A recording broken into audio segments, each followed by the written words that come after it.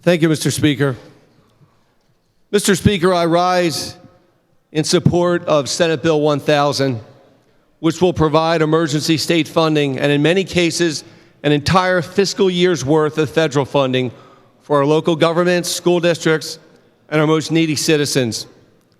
I read a newspaper account that stated they didn't believe there is a crisis and that there isn't any pressure to come to a budget agreement quite yet. After all, and I quote, "State employees are getting paid and medical assistant payments are flowing. So what's the rush?" End of quote. I'd like to tell my colleagues about a few deserving parties I know personally who are not being paid. The Commonwealth's rape crisis centers, our human service providers who care for our most vulnerable citizens, agencies who compassionately care for adults with intellectual and developmental disabilities aren't being paid either. And in the city of Philadelphia, part of which I proudly represent, the only provider of services for the blind and visually impaired is not being paid either. Now, I can even mention a few other ones, Mr. Speaker. How about the missions for diabetes programs, or tuberculosis screening and treatment, renal dialysis, services for children with special needs, adult cystic fibrosis and other chronic respiratory illnesses, hemophilia, lupus, sickle cell, epilepsy support services, Tourette's syndrome, ALS support services, and the list goes on. How about domestic violence, rape crisis, breast cancer screening? Mr. Speaker, a prior speaker invoked the Wizard of Oz characters of the Tin Man, the Cowardly Lion, and the Scarecrow. It's not appropriate to compare these nonprofits, these human service missions, with three characters in the Wizard of Oz.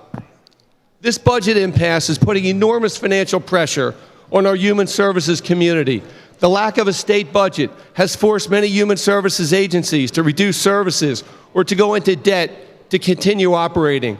They're taking out loans, oftentimes with interest rates at 4 or 5%, while their operating margins are at 2%. Paying for these loans is money they will never see again. This is not a sustainable way to fund human services for our citizens that require the most intensive and compassionate care. Mr. Speaker, I ask you this. If this emergency funding is not enacted, what happens next? How long can our rape crisis centers, our human service agencies, and our school districts go without any state or federal funding? Make no mistake, if we do nothing, services will stop and agencies will close.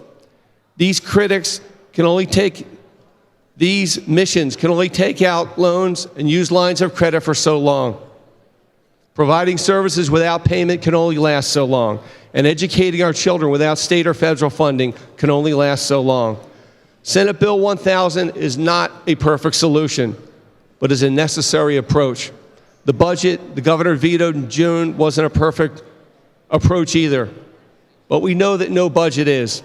There are hundreds of line items contained in this emergency funding measure and in the vetoed budget that were at or above what the governor proposed. There is no reason to continue to inflict pain and suffering on the most vulnerable citizens of Pennsylvania by not providing state or federal funding for the services they require, and oftentimes the state is mandated to deliver.